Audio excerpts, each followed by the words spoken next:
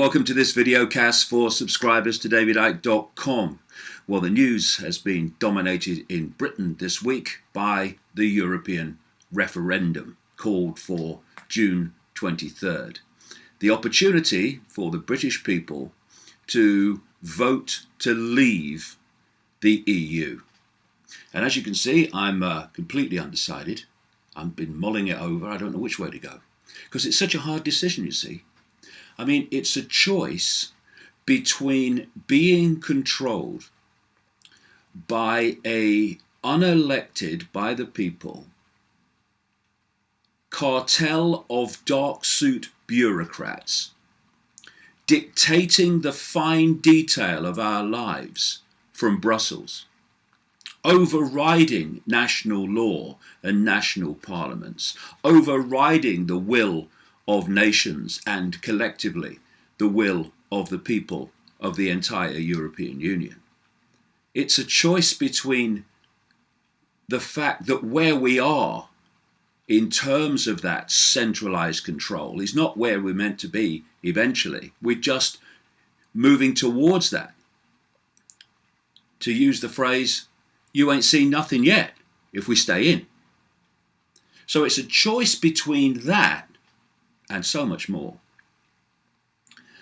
And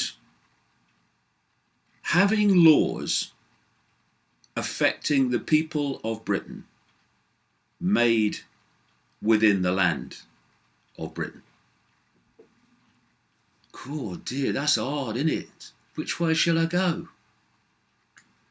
And you know, you've only got to look at the usual bloody suspects to see that staying in the European Union is not good for the rest of us. You've got the snake oil salesman, David Cameron, the Prime Minister, who's desperate to keep Britain in the EU because he's got himself in a right mess. He offered a referendum to try to offset what he saw as the threat at the ballot box from UKIP, the UK Independence Party, which is vehemently anti-EU and wants to come out. And he also felt, I'm sure, that he wasn't going to win the last election outright. It would probably end up as another coalition like the one before, and the other coalition partner would stop the vote and the referendum he was promising on coming out of the EU. So he thought, well, I've covered all bases there. And unfortunately for everybody really, he won the election outright, and he was stuck with having to fulfill the promise of a referendum to leave the EU. And he is running round like a headless chicken now, trying to persuade people to stay in a centralized, bureaucratic, fascist communist dictatorship in the unfolding. And what's happening is there are lies galore, the usual technique when you want people to do something, it's frighten them to death to make them do what you want them to do. And so you have key repeating phrases. Here's a few of them. Leap in the dark. Ooh, leap in the dark. That's scary. By coming out. Actually, haven't we been out for most of the history of this country? Safe, stronger, better off. Safe or safer. Another version. Strength in numbers. Fear. On your own. Ooh. Cost you your job. Oh, you'll lose your job if we come out. Ooh. Yeah, fear, fear, fear. Best of both worlds. We can stay in and be a sovereign nation. What? I had to laugh when Scotland was trying to get independence, which I supported, by the way. I think everyone should have independence and autonomy. But to claim that Scotland was going to be independent while still inside the European Union was ludicrous. There are no independent nations inside the European Union. That's not what the EU's there for. It's to take away independence, which of course it's been doing stage by stage by stage by stage through what I call the totalitarian tiptoe ever since it was created. And we have a situation now where, on top of all the fear and on top of all the manipulation, on top of all the lies, we're having a situation that ministers in the government who are in favour of coming out, they've been told that the civil service, publicly funded by the way, civil service, can't help them and can't support them in their campaign to come out. But those ministers that are following the Cameron line and campaigning to stay in, they can be supported and helped, massively so, by the publicly funded civil service. And this, for campaigns for a public, supposed to be open, independent, referendum. It's all a scam. And you've got the media bias through people like the BBC, and it's all skewed in favour of the stay-in campaign. And then you look, like I said, at the people in favour of it. You've got snake oil salesman Cameron and Tony Blair. Tony Blair, war criminal. And in fact, snake oil salesman, war criminal for what happened in Libya and Syria. And it's still happening. And then you've got these heads of giant corporations. They're all in favour of staying in. Must be good for them then. And you've got former defence chiefs who were helping to orchestrate all these wars and invasions. They want to stay in. And when you look at that bunch of characters, not least Blair, Cameron, heads of corporations, etc., if they want it, then it is almost certainly, virtually every time, bad for the rest of us. Which brings me to Jeremy Corbyn and the Labour Party, who are also in favour of staying in.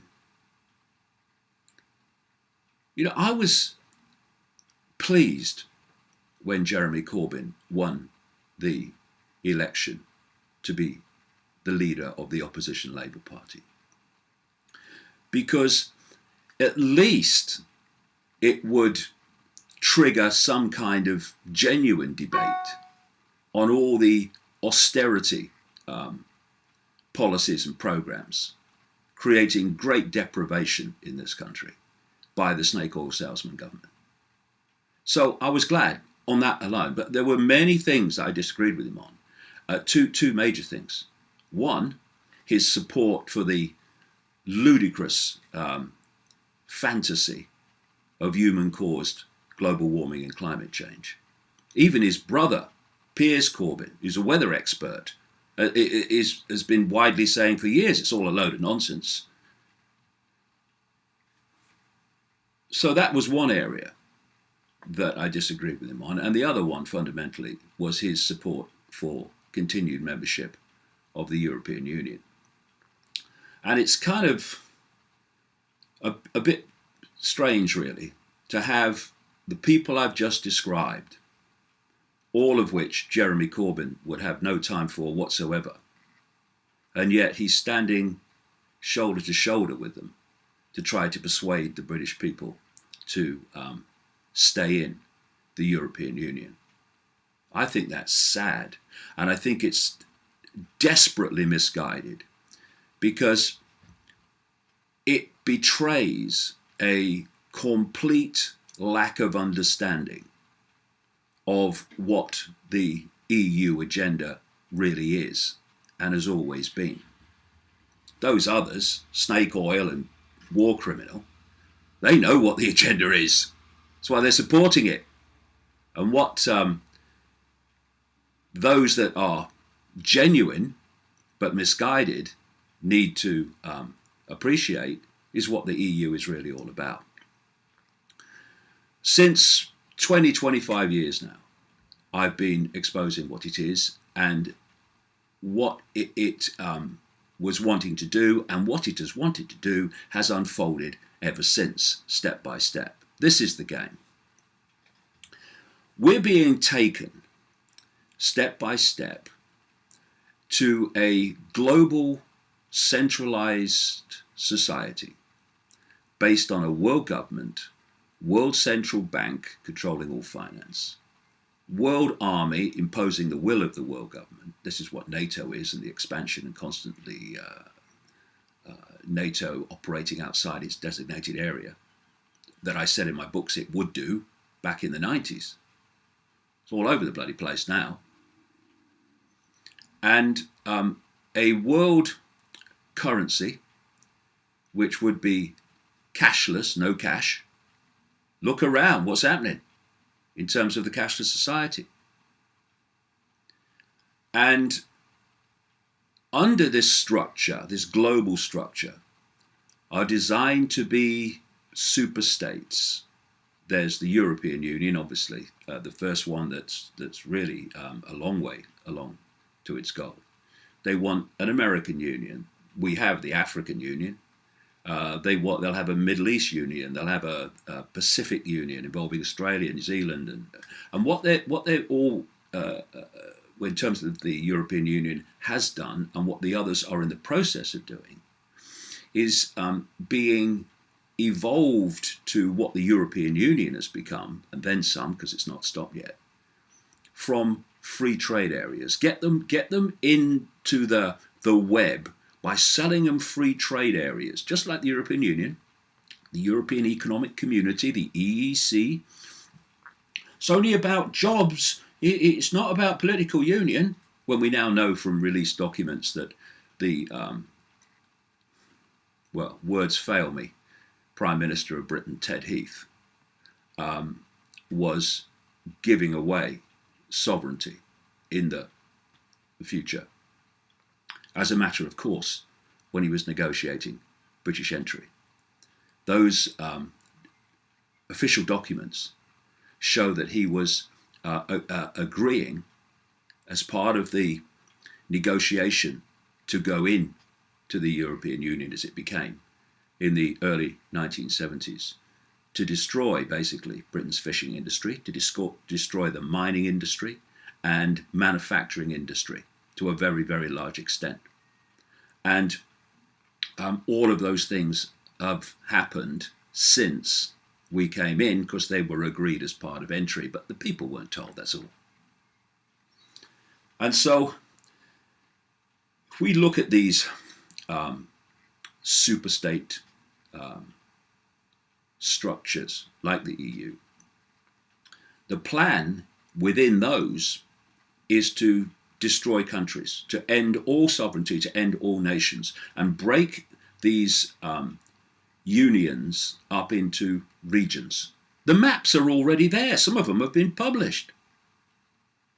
And so the idea is to have a world government dictating to these union superstates, and the union superstates dictating to the regions of the superstate, with countries gone. And so the idea of the European Union is to get more and more and more power at the centre, which of course it's been doing ever since it was created.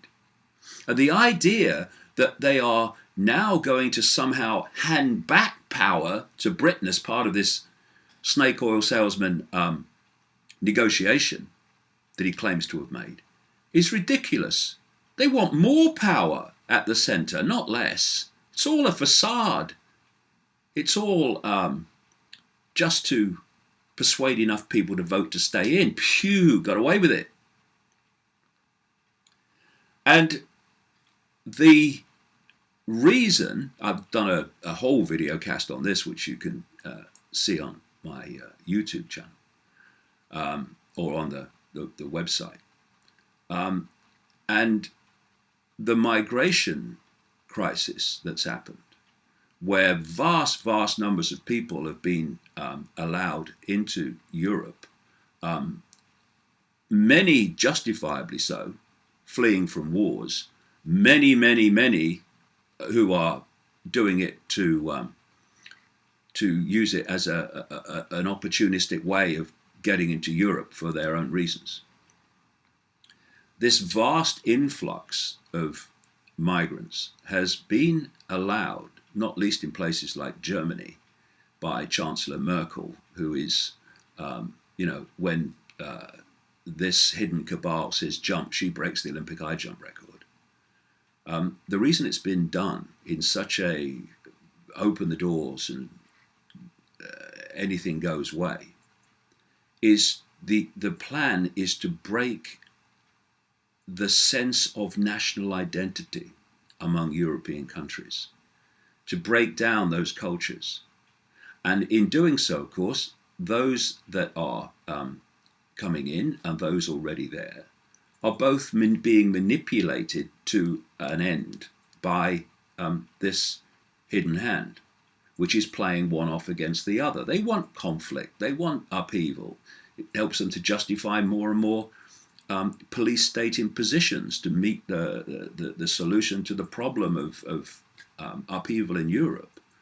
But the reason in relation to what I'm talking about now is to dilute a sense of national culture, which makes people more open and less resistant to this European Union plan, agenda, to just take away countries, dismantle them and break them up into regions. Like I say, the maps already exist. And so if we look at this quote from a guy called Jean Monnet, he's known as the founding father of the European project, the EU. And this is what he wrote in a letter to a friend on April the 30th, 1952. What's that? Nearly 64 years ago. And he said this: Europe's nations should be guided towards the superstate without their people understanding what is happening. This can be accomplished by successive steps, each disguised as having an economic purpose, but which will eventually and irreversibly lead to federation. They've been manipulating, that's what I call the totalitarian tiptoe, step by step by step by step, ever since the European common market was introduced, because that was the plan from the start. And that's why they're so desperate not to let nations go out of the European Union, because the idea is to pull more and more in. So anyway, I've made my decision, not that there was a decision to make. I had these t-shirts made, which you get one on the website if you like, because the more that we can get this information out about the real agenda of the European Union and what's really happening, the better chance we have of shocking the establishment and getting out of this straitjacket, fascist, communist, bureaucratic, centralized superstate.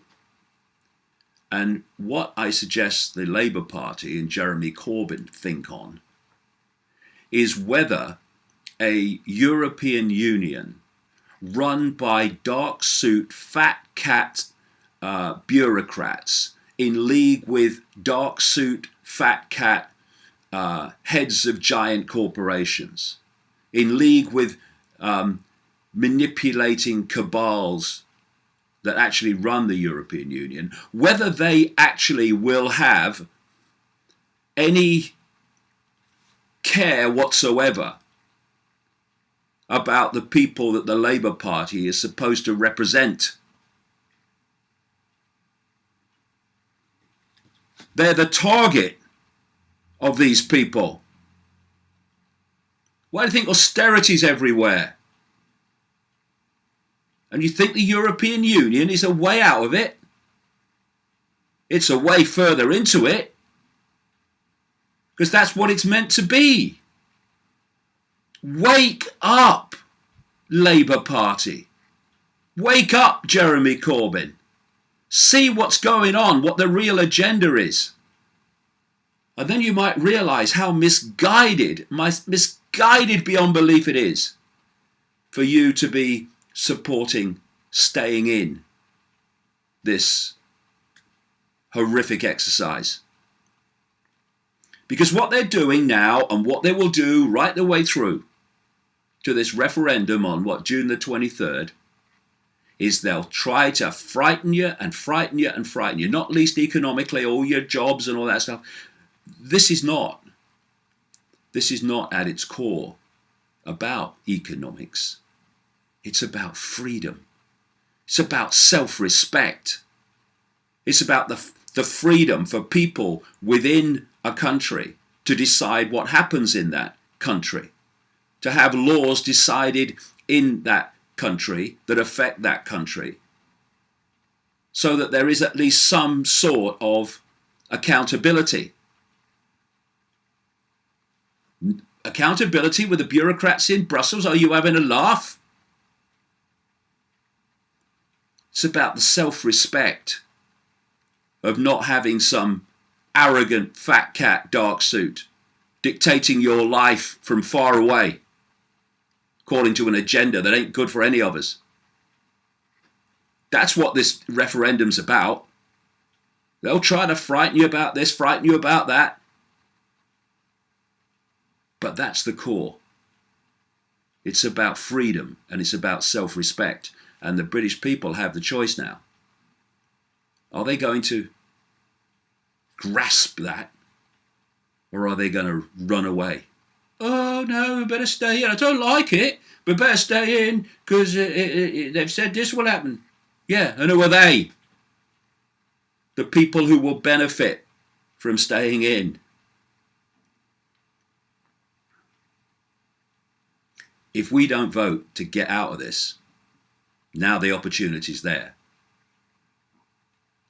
Those that vote to stay in, they deserve to stay in so they can see what a ludicrous decision they made in the face of the evidence. Out. Freedom. Self-respect. Give the establishment a shock that it didn't think was coming.